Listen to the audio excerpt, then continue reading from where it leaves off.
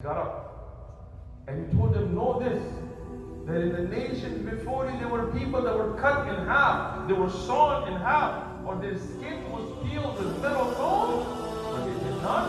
How many of us know riba is haram what we're dealing with? How many of us know that selling that which is haram, whether it's alcohol or cigarettes or lottery tickets or whatever else is haram, and we're doing it? You know, I went to see a brother once to give him nasihah. Because one thing is just to talk, but one thing is to be on the streets. And I'm on the streets. Like, I'm not just sitting up here, like we're in the streets speaking to non-Muslims, reminding our youth. So the brother told me his Muslim brother owns a liquor store, go give him some nasihah. I said, let's go do it. I'm not just going to talk about him, let's go talk to him. We walked into the store, he had a sign, he had them in Fadli. Inside the liquor store, he had a sign, this is from the blessings of my Lord. What are you doing? Right? So look at our condition, look at how we're acting, and then look at our complaining. Why isn't it coming? Well, what are you doing? Other than sitting down and complaining, other than being like this king over here, this president over here, and this organization, and why aren't they doing it? And why aren't they doing it? Why aren't the Arab doing it? Why aren't the Ajam? Stop. Take account of yourself. Start with yourself. What am I doing? What am I doing for Palestine? What am I doing for Gaza? Am I at minimum, speaking to my neighbors, speaking to my co-workers, speaking to my classmates, using my social media for the da'wah, for explaining the situation? Am I at minimum donating whatever I can? Am I at minimum going and sitting and seeking the knowledge from the places where I can learn, and then taking it to the non-Muslims or the Muslims that are far from the deen and reminding them? And if I'm not even doing that, then why am I going to complain? And know this, that the victory will come. The victory will come. The life of the Prophet ﷺ is an example of that. The Prophet ﷺ went through hardship after hardship. He was the best of mankind.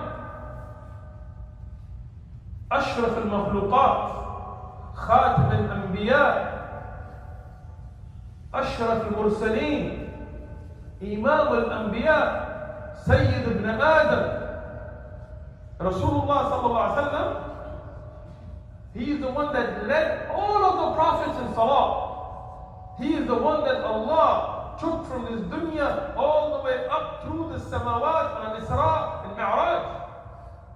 He is the one that Allah gave the honor to be the last of all the messengers, the final brick in the beautiful household of prophethood, the final completing brick. He is the leader of all of the children of Adam. He is the first one that will intercede on the day of judgment. That honored creation of Allah.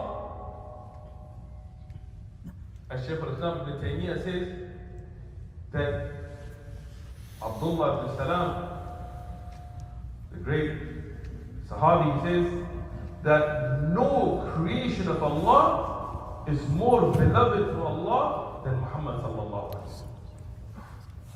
From the creation. But now think about that.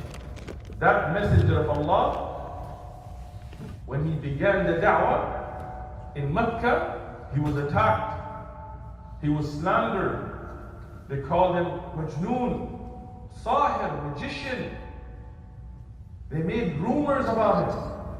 He was physically attacked.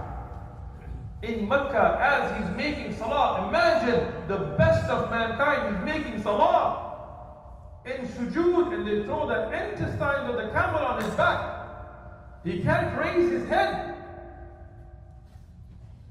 His wife is exiled with him. She's starving from being one of the richest women of Mecca to the years of exile where she's physically drained until it causes her death. His daughters are divorced for no reason. They were wonderful wives. Why? Just because to harm the Prophet ﷺ, they're physically hurt. He's kicked out of his own city. He has to leave Mecca. At that, there wasn't one day. 10 years. 10 years. Imagine. And then being exiled another 10 plus years in Medina. All that time, he never complained once. He never said, where is the nusra of Allah? In Mecca,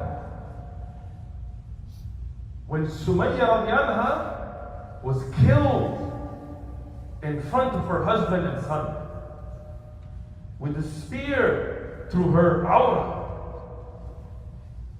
Imagine your mother tied in front of people, tortured for what? Just because she said La ilaha illallah?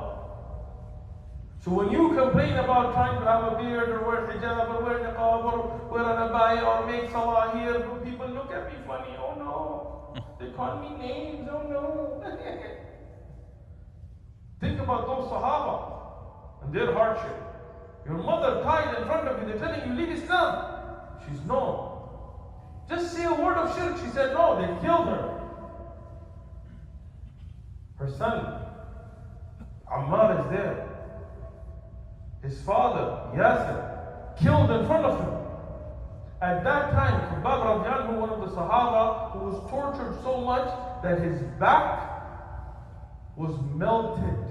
He used to be put on coals. It wasn't just Bilal radiallahu anhu. The Sahaba were tortured until the fat and muscle and skin burning from his back would put out the coals. Straight, you barbecue, put those coals, imagine somebody makes you lay on it. He didn't leave Islam. But he came to the Prophet ﷺ at that time in Mecca. He said, O Messenger of Allah, alasna ala al-haq, aren't we on the truth? He said, yes. He said, why?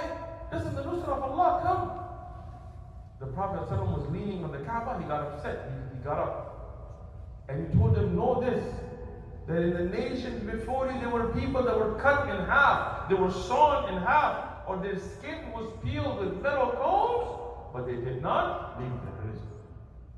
But you are impatient. Imagine he's telling those Sahaba, at that time you're being impatient. Imagine us. What hardship are we going through? In comparison, what hardship do we have? How are we unthankful? How are we not fulfilling the da'wah?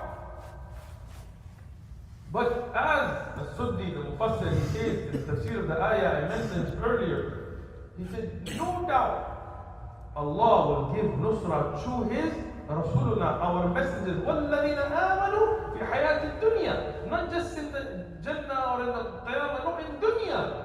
And he says, this happened. Yes, Messenger of Allah went through all of that hardship, but then what happened? Fath of Mecca happened. Allah brought him victorious. And the Fath of Yamama, and Yemen, and Sham, and Iraq, and Misr.